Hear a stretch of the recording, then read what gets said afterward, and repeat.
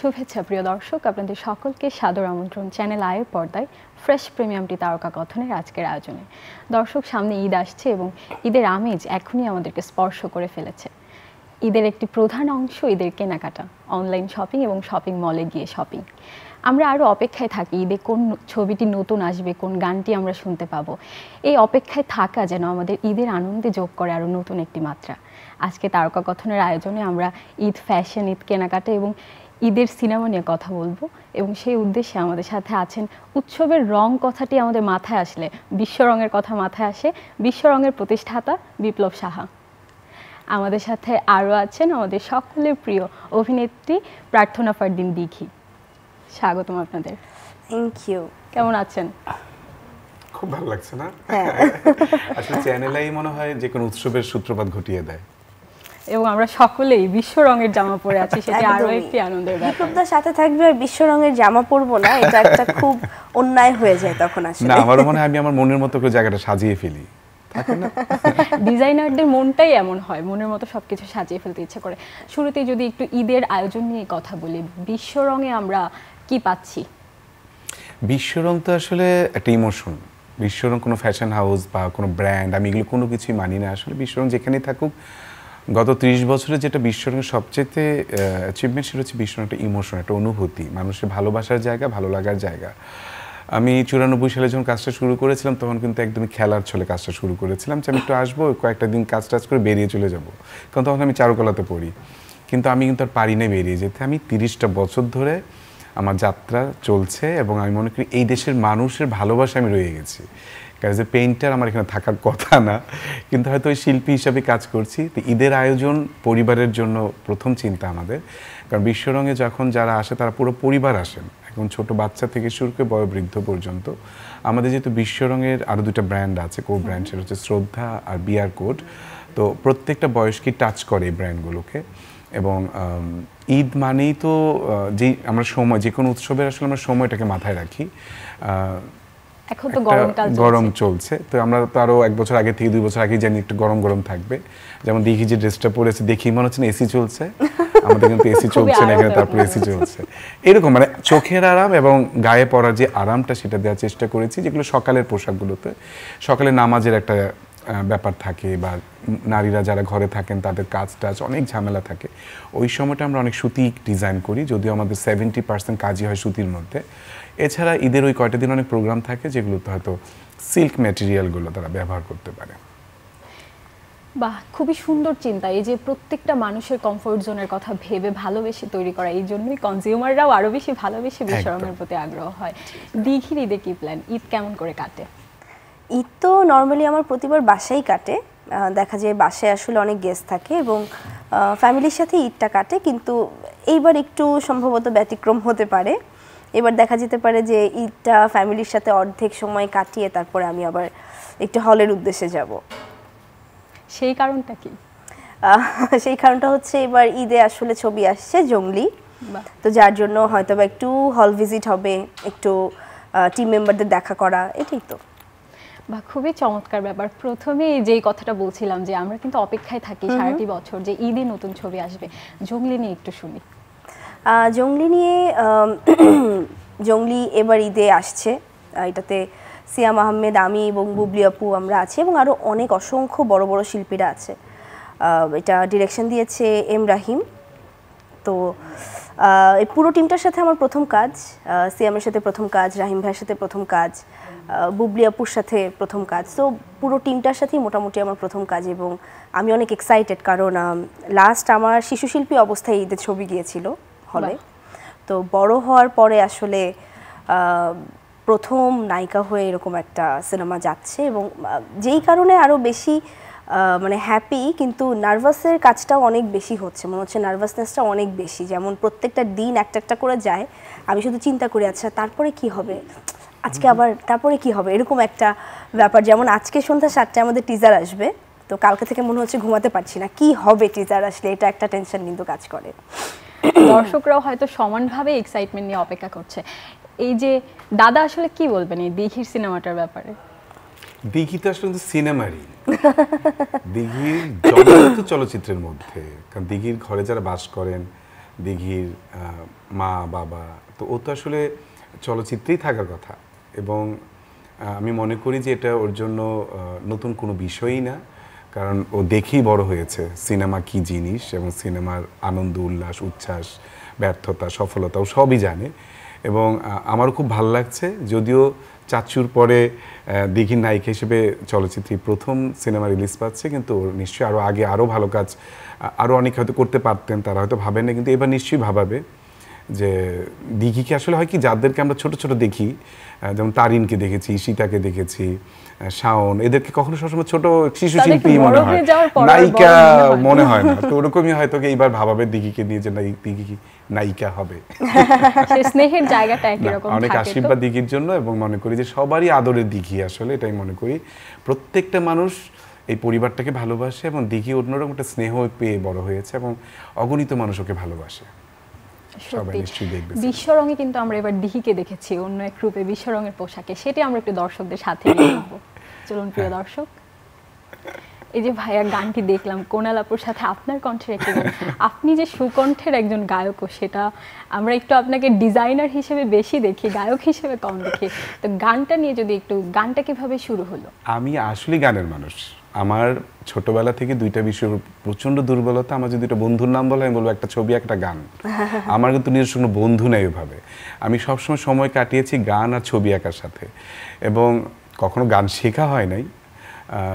তো এখন যেটা হয়েছে যে এই গানের অনেক বিশাল গল্প, এবং এই সোফাতে বসে অনেক অনেক গল্প করা হয়েছে, এইটা একটা ঐতিহাসিক গান আমার জীবন। এবং কোনাল সেদিনও আমরা যখন শাবনাজ আপুর বাড়িতে যাচ্ছিলাম সবাই পিকনিকে, তো গাড়ির মধ্যে গানটা হঠাৎ গেয়ে উঠলো। আমি বললাম তোর এই গান মনে আছে? বলে কি দাদা কি বলো, এই গানটা কি আমার জন্য, আমি জানি।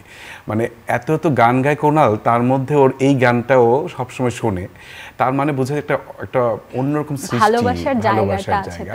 তো গানটা আমার মিউজিক ভিডিও এর আগে হয়েছিল, সেটা সিনথিয়া এবং নূরের করা।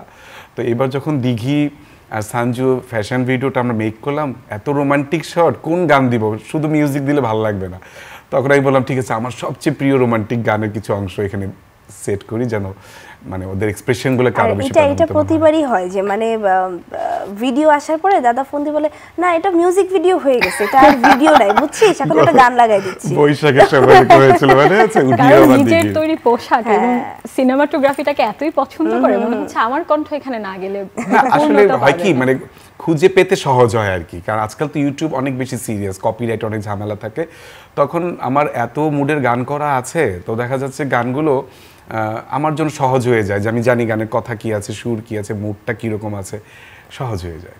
এই সুন্দর গানটি পুরোটা শুনতে হলে আমাদের দর্শকরা কিভাবে শুনবেন সেটা? এটা অবশ্যই বিপ্লব সাহা, BIPLOBSAHA, বিপ্লব সাহা সং দিয়ে ইউটিউবে গেলেই পুরো গানটা আছে ওখানে, এবং অনেক সুন্দর করে মিউজিক, বিশাল অ্যারেঞ্জ, মনে হবে ওটা একটা তামিল মুভি দেখছে। তো তার মনে হয় এত সিনথিয়া এত কষ্ট করেছিল ওই গরমের মধ্যে, এটা অনেক কষ্টের একটা মিউজিক ভিডিও, আমার ভালো লাগে। দিঘির কাছে যদি একটু ফেরত আসি, এই যে একটু আগেই একটা কথা শুনছিলাম যে বলছিলে শিশু শিল্পী হয়ে এরপর এখন অভিনেত্রী হিসেবে প্রথম একটা ছবি মুক্তি পাচ্ছে, তো তখন যখন শিশু শিল্পী ছিল তখন তো দর্শকের গ্রহণযোগ্যতা একরকম ছিল, এখন এই যে দীর্ঘ একটা সময়ের বিরতি, এর মধ্যে দর্শকদের গ্রহণযোগ্যতা, আমাদের চলচ্চিত্রের ধারা সবকিছুই পাল্টে গেছে। এখন তোমার কি মনে হয় যে কিভাবে দর্শক তোমাকে অ্যাকসেপ্ট করবে? আসলে শিশুদের তো হেটার্স হয় না, শিশুরা তো আসলে মানে খুব নিষ্পাপ থাকে, তাদের তো কোনো হেটার্স হয় না, তাদেরকে মানুষ জাজও করে না।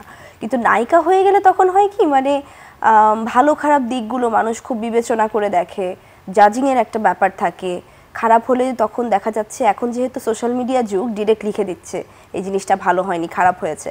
তো ওই জায়গা থেকে আসলে কাজটা করাও একটা অনেক বড় চ্যালেঞ্জের ব্যাপার, কারণ এইসব যখন ফেস করি, অনেক সময় অনেকে ভাবে যে না এগুলো ফেস করতে হবে, কাজ করব না, কিন্তু ফেস করে শুধরে নিয়ে সহ্য করে এগিয়ে যেতে হবে, এটা মাথায় রেখে। আমি একটু বলতে চাই, অ্যাড করতে চাই, মানে আমার যেটা খারাপ লাগে, আমরা বর্তমান চলচ্চিত্রের অবস্থা আমরা কম বেশি জানি আসলে কোথা থেকে কোথায় যাচ্ছি আমরা। তারপরও আমি বলবো যে আমি সবসময় আমার যাদের সাথে ভালো পরিচয় সম্পর্ক আছে চলচ্চিত্রের বা বিনোদন জগতের, আমি সবসময় বলি মানুষকে নিরুৎসাহিত করবেন না প্লিজ, মানুষকে উৎসাহিত করেন। মানুষ বিচার করবে, গিয়ে করুক না, কিন্তু যারা ভালো লেখার কথা তারাই হয়তো পোস্টার থেকে শুরু করে দিবে অনেক কিছু, কারণ গ্রুপ হয়ে যায়, সাথে সাথে ভাগ হয়ে যায়। আমিও যদিও ইন্ডাস্ট্রি কেউ না, কিন্তু আমি দেখি একটা খণ্ড খণ্ড হয়ে যায়। খণ্ড খণ্ডে তখনও কি, তখন আমি মনে করছি আমি যাবো দেখতে, ও থাক উনি তো লিখিয়ে ফেলছে, থাক দরকার নেই। তো এই জায়গাটা থেকে আসলে বেরিয়ে আসতে হবে। মানে আমাকে পছন্দ না করা মানেই হচ্ছে আমার কাজটা খারাপ হয়ে গেল, বিষয়টা তা না। আসলে ব্যক্তি জীবন আলাদা, কাজের জায়গাটা আলাদা। কিন্তু আমি সবসময় বলি যে আমরা নিজেরাই মনে হয় ঠুকরি করে না চলচ্চিত্রটাকে আরও খারাপ জায়গায় নিয়ে যাওয়ার চেষ্টা করছে। এটা না করে আমি বলবো যে যেই সিনেমাটাই আসুক মানুষকে যেন উৎসাহিত করে, হলে গিয়ে সিনেমাটা দেখার জন্য সবার দায়িত্ব থাকা উচিত। এবং দিঘিকে তো এখন আমরা ওটিটি প্ল্যাটফর্মে দেখতে পাচ্ছি। রিসেন্ট যে ছবিটা মুক্তি পেল সেটার একটা গান হলুদ হলুদ ডান্স, এটা কিন্তু খুবই জনপ্রিয় হয়েছে এবং বাচ্চা থেকে শুরু করে সব বয়সের মানুষ সেটার সাথে একদম তালে গান শুনেছে। এই গানটা করার এক্সপিরিয়েন্স কেমন ছিল? এই গানটা আমরা এক রাতে শেষ করেছিলাম। মানে গানটা শুরু হয়েছে মনে হয় 11টা সাড়ে 11টার দিকে আমরা শ্যুট শুরু করেছি এবং আলো হওয়া পর্যন্ত ভোরবেলা আমরা শ্যুট করেছি এবং এক টানা আমরা কেউ বসা নেই। মানে বসলেই মনে হচ্ছে আর শ্যুটটা হবে না, বসলেই মনে হচ্ছে দেরি হয়ে যাবে, আমাদের আজকেই শেষ করতে হবে। কারণ যেহেতু আমাদের অনেক সিনিয়র আর্টিস্ট ছিল, অনেকের ডেট আবার পরের দিন মিল ছিল না, সো আমাদের আজকের মধ্যেই করতে হবে। তো দুইটা ক্যামেরা দিয়ে, এক পাশে এই ক্যামেরা আসছে, এক পাশে ওই ক্যামেরা আসছে, যেই ক্যামেরায় যেভাবে পারছি এক্সপ্রেশন দিয়ে যাচ্ছি। কিন্তু আমাদের আমি বলবো যে কয়জন আমাদের সিনিয়র আর্টিস্ট ছিল, রোজি আন্টি, সাতশু আঙ্কেল, মানস আঙ্কেল, তারপরে শামিমা আন্টি, মনিরা মিঠু আন্টি, কয়জন, এই 5 জনই ছিল আমাদের শো স্টপার। মানে আমাদের কি এনার্জি, ওনারা যেইভাবে মানে হলুদ হলুদ ডান্স শোনার পরে নাচছিল, আমার মনে হচ্ছে আমরাই একদম বসে পড়ছি। তুমি দেখো, হ্যাঁ প্লিজ। এবং দেখে কিন্তু বোঝার কোনো উপায় নেই যে এক রাতে সেটা হয়েছে। এটা বুঝার, আমাদের গান দেখে বোঝা গেছে কি অবস্থা ছিল তখন। বারবার প্রথম আলো থেকে ফোন আসছে যে ওর টক শো ছিল ওদিন না, মানে এই গান দেখলে বুঝবে না কোন অবস্থায় ছিল। আমি এই শাড়ি পরেই চলে গেছি, দাদা আর পারবো না, এভাবে চলে যাই। থাকে না আসলে কাজ দেখলে, আসলে রিয়েল আর্টিস্ট নিয়ে কাজ করার মজা এখানে, যে বোঝার উপায় নেই তখন ওদিক দিয়ে কি সিচুয়েশনটা চলছিল। আচ্ছা, আবার যদি একটু ঈদের কেনাকাটায় ফেরত আসি, এই যে আগের কয়েক বছরে ঈদে মানুষের কেনাকাটার প্রতি যে আগ্রহ ছিল, এখন তো একটা বড় ঝড় ঝাপটা আমাদের দেশের ইকোনমির উপর দিয়ে বয়ে যাচ্ছে। এখন এই আবার অনলাইনে কেনাকাটার যে ব্যাপারটা এসেছে, এখন কিন্তু মানুষ দোকানে আসার থেকে বেশি অনলাইনে কিন্তু স্বাচ্ছন্দ্য বোধ করছে। এই দুইটা মিলে এই ব্যাপারটা কিভাবে আপনি উপভোগ করছেন বা কি পার্থক্য? আমি তো সেকালে সবকালই দেখছি। একটা টক শোতে যাওয়ার পরে, টক শো একটা আড্ডা, ম্যাগাজিন আড্ডার মধ্যে এই সময়ের একজন ফ্যাশন হাউসের মালিক বলেন না আপনাদের সময়কার কিছু গল্প। মনে হচ্ছিল কি আমি সুমিতা দেবী বসছি ওখানে, উনি আমাদের সেই সময়ের গল্প শুনতে চায়। আমি তো বলবো যে এখন আসলে ক্রেতার থেকে বিক্রেতা বেশি। মানে আগে যেমন কেনাকাটাটা একটা শখ ছিল, এখন কিন্তু বিক্রি করাটা একটা শখ হয়ে গেছে। আমি গতকাল একটা প্রোগ্রাম ইভেন্টে গেছি, দেখতে গিয়ে মনে হচ্ছে এনারাই কিন্তু আমার কাস্টমার ছিল এক সময়, এনারা এখন নিজেরাই বিক্রি করছে। এখন আসলে ক্রেতা থেকে বিক্রেতা বেশি, সব শ্রেণীর মানুষ, তার মধ্যে দেশের এই পরিস্থিতি, তারপর আসলে উৎসব আনন্দ তো মানুষ চায়। এবং সবসময় মানুষকে আমি বলি যে প্লিজ সবকিছু পজিটিভলি দেখেন। সিচুয়েশন নিশ্চয়ই একরকম থাকে না, যে কোনো সিচুয়েশনকে আসলে পজিটিভলি দেখা উচিত। আর এই ঈদ তো আর আসবে না, আবার আরেক বছর পরে আসবে, তো কেন আমি বর্তমানটাকে নষ্ট করব? তো সবাই যার যার সামর্থ্য অনুযায়ী কেনাকাটা করছে। আর আমাদের তো অফার চলছে, একটা হচ্ছে মেম্বারশিপ অফার, যেটা আমরা 25,000 টাকা শপিং করলে দেন আমরা একটা মেম্বারশিপ কার্ড দিই। সেটা এবার মাত্র 5,000 টাকার কিনলেই সেই মেম্বারশিপ কার্ড পেয়ে যাচ্ছে। সারা বছর বিশ্বরং কেনাকাটা করলে 10% ডিসকাউন্ট পেয়ে যাবে। এছাড়া অনেকগুলো ব্যাংকের কার্ড নিয়ে যেগুলো 10% তারা ছাড় পাচ্ছে, বা যারা রেগুলার মেম্বার আমাদের তারা 15% কেনাকাটা ছাড় পাচ্ছে। ঢাকা এবং ঢাকার বাইরে যে শোরুমগুলো আছে, যেমন রিসেন্ট আমরা খুলনাতে ওপেন করলাম, তারপর ময়মনসিংহ আছেন, সিলেটে, সুনামগঞ্জে, কুমিল্লাতে আছে কান্দিরপাড়, ঢাকার বাইরেও তো একটা প্রচুর ঈদের কেনাকাটা এখন শুরু হয়ে গেছে। তো আমার মনে হয় যে আরেকটু আস্তে আস্তে হয়তো জমছে এরকম আর কি। এখনো পর্যন্ত যা দেখেছেন সার্বিকভাবে কি আগের ঈদগুলো থেকে কেনাকাটার হার বেশি? একটু মানে স্তীমিত। কারণ হচ্ছে যে অর্থনৈতিক পরিস্থিতি, যেটা আমরা বললাম যে অনেকেরই তো আসলে চাকরিও নেই। আমরা জানি তো আমাদের কাছে প্রতিদিন কি পরিমাণ মানুষ জব চায়, এবং অনেক হয়তো চাকরি আছে, বেতন নেই। তবে এখনো পর্যন্ত 12 রোজা চলছে, মাত্র 12 রোজা তো চলছে। তো তার হচ্ছে এখনো না, আরেকটা জিনিস হচ্ছে কি অনেক প্রোডাক্ট হয়তো এখন ঢুকছে, কারণ যেহেতু দেশের মাঝখানে একটা অস্থিতিশীল অবস্থা ছিল, সেই জন্য কিন্তু অনেক প্রোডাকশন বন্ধও ছিল, অনেক মানুষ কাজে ছিল না, দেশের গ্রামে চলে গেছিল। তো যার জন্য হচ্ছে প্রতিদিনই নতুন নতুন কালেকশন বিশ্বরঙে আসছে এবং মানুষ আনন্দের সাথে কেনাকাটা করছে, হয়তো 10টা কিনতো এবার 8টা 7টা কিনছে, এরকমও হচ্ছে। দেশের বাইরে কাপড় যারা আমাদের অর্ডার আগে থেকে দিয়ে থাকেন তারাও নিয়ে যাচ্ছেন। এবং যারা একটু ব্যস্ত থাকছে তারা তো ঈদের ছুটিটা যখন শুরু হবে তখন থেকেও শপিং করা শুরু করবে। এছাড়া আমাদের তো অনলাইন শপিং করতেই পারে, বিশ্বরং যে ফেসবুক পেজ আছে, ইনস্টাগ্রামে দেখতে পারে, বিশ্বরঙের ইউটিউব চ্যানেল আছে, এছাড়া ওয়েবসাইটে আমার অ্যাড্রেসটা নতুন হয়েছে আমাদের, একটু বলে দিই, www.bishoram.com.bd। এইটাতে সার্চ করলে উনি পৃথিবীর যে কোনায় থাকুক ওখানে বসে বিশ্বরঙের পোশাক পেয়ে যাবে। বাহ, খুবই সুন্দর ব্যাপার। দিঘি কবে শপিং করে ঈদের? আমি তো শপিং করি আসলে, আগে দেখা যেত যে মানে ঈদ আসার আগের থেকেই শপিং শুরু হতো, কিন্তু এইবার একটু ধীর স্থির আছে, এবার এখনও শুরু করিনি, এবার আস্তে আস্তে শুরু করব। কিন্তু আমি বিশ্বরঙের সাথে একটা মানে এক্সপিরিয়েন্স শেয়ার করতে চাই, মানে যেটা হয় আর কি আমাদের মেয়েদের খুব কমন জিনিস, যে চাঁদ রাতে দেখি আমাদের টেইলার আমাদের জামাটা নষ্ট একদম। তো আমার একবার এরকম হয়, ঠিক 2 বছর আগে আমি চাঁদ রাতে আমি জামা নিয়ে আসি, এসে দেখি যে জামা এত পরিমাণের বাজে অবস্থা যে আমি এটাকে ঠিকও করতে পারছি না কোনোভাবে। তো হুট করে মাথায় ঢুকলো যে আমি এই জামা আর পরবো না, তো কি করব, তখন মনে হয় বাজে রাত 9টা।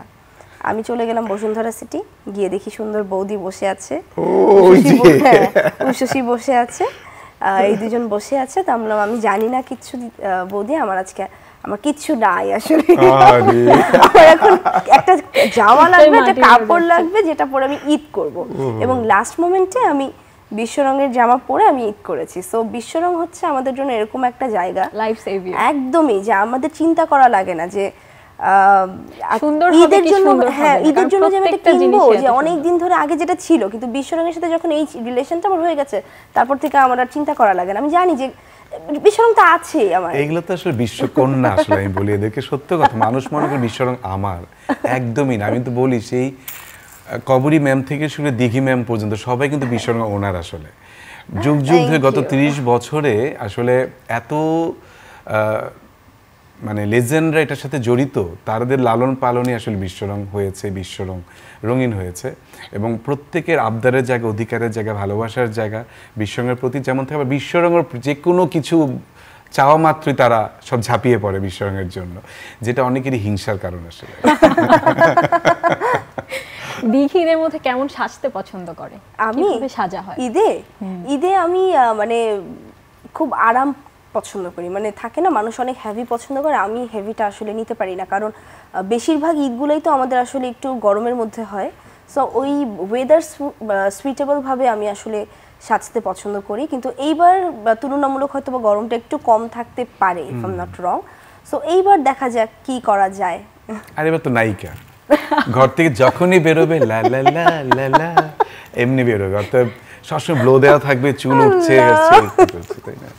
একদমই তাই। আর দেখি নিজেই এত গর্জিয়াস, যে জামাই পরা হোক না কেন আরাম বা যে কোনো কিছু বিবেচনা করে সুন্দরই লাগবে। ভাইয়া তো মনে হয় বিশ্বরং থেকেই জামা কাপড় পরেন ঈদের মধ্যে, নাকি বাইরে থেকেও পরা হয়? আমার না কাপড় চোপড় নিয়ে আমি মানুষের চিন্তা করতে করতে নিজের জন্য কোনো হেডিংই রাখি না। এবং আমি সবসময় এই ব্যাপারটা, অনেকেই মনে করেন এই পাঞ্জাবি, তো ওদিনও যমুনাতে গেছি, পরে একটা পাঞ্জাবি, অনেক আগের একটা পাঞ্জাবি পরে গেছি আর কি, পরে দেখি সবাই চাচ্ছে এই পাঞ্জাবিটা, পরে তাড়াতাড়ি খুলে অন্য একটা পাঞ্জাবি পরে বসেছিলাম। এর আগের ঈদে আমার গায়ের কাপড় কিনে নিয়ে গেছে, এমনও হয়েছে।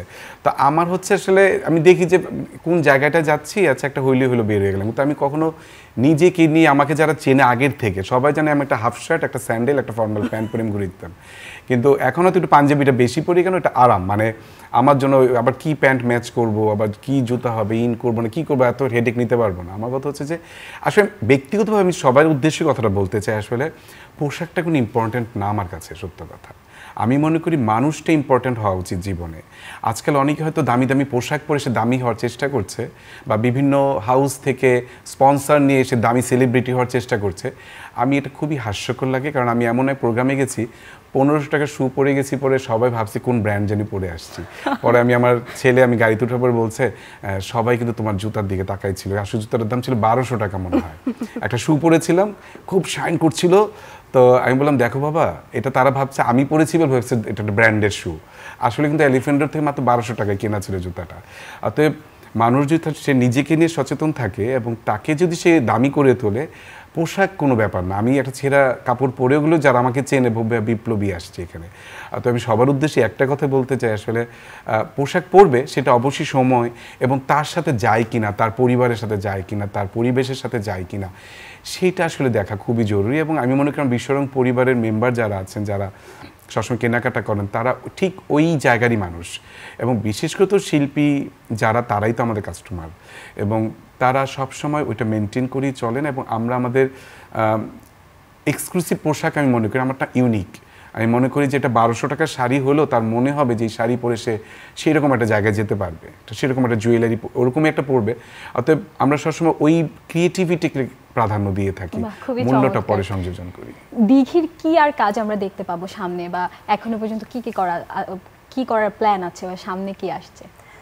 সামনে কিছু কাজের কথা হচ্ছে, দেখা যাক সামনে কি আসে, কিন্তু আপাতত সামনের কোনো কিছু রিভিল করতে চাই না, যেহেতু এই ফেস্টিভ্যালে একটা কাজ যাচ্ছে। তো আমি চাচ্ছি এই কাজটা নিয়ে আসলে মানুষ এখন কথা বলুক। বলেন প্রচারটা এমন হচ্ছে দিঘির শেষ সিনেমা মাত্র শুরু। অডিয়েন্সের উদ্দেশ্যে একটু কিছু কি বলবা, যদি আমরা আয়োজনটা শেষ করে ফেলবো, জংলি সম্পর্কে কিছু বলে দর্শককে কিভাবে আমন্ত্রণ জানানোটা? প্রথমত হচ্ছে সবাইকে রমজানের অনেক অনেক শুভেচ্ছা। আপনারা সবাই রোজা রাখছেন, আশা করি ভালো আছেন। এবং আসলে ঈদ আমাদের জন্য অনেক বড় একটা ফেস্টিভ্যাল, এবং প্রত্যেকটা ঈদেই আমাদের সিনেমা আসে। এবারও ব্যতিক্রম না, এবারও অনেক সিনেমা আসছে। আমি চাই আপনারা সবগুলো সিনেমাই দেখেন কম বেশি, কিন্তু লিস্টে যাতে অবশ্যই জংলির নামটা থাকে, এবং আগে হোক পরে হোক জংলিটা দেখবেন। জংলিটা দেখে আমাদের ফিডব্যাক জানাবেন, আমরা অবশ্যই আপনার ফিডব্যাক নিব। এবং আমি স্পেশালি চাই আমার ভুল ত্রুটিগুলো অবশ্যই আমাকে জানাবেন, কোনটা ভালো কোনটা খারাপ আমি খুব করে চাই। এবং সাথে বিশ্ব রঙের জামা পরে যাবেন।